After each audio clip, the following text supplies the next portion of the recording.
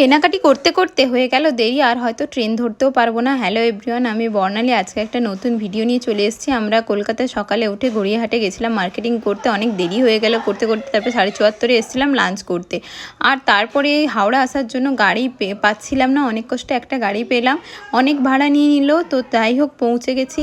তারপরে এখানে এসে আমরা বসে গেছি। আমরা যাচ্ছি বন্দে ভারতে বেলদা, এটা খড়গপুর পর্যন্ত যায়, খড়গপুরে নামবো। আর এই যে আমাদের স্ন্যাক্স দিয়েছিল, এই যে আমরা নেমে গেলাম খড়গপুরে নেমে কাকু এসেছিলো নিতে। এবার আমরা চলে গেলাম বেলদা, আর বেলদা পৌঁছে আমাদের গল্প শুরু হয়ে গেল। আমরা গল্প করছিলাম, তারপর মা আমাদের জন্য অনেক কিছু সন্ধ্যার স্ন্যাক্স বানিয়েছিল।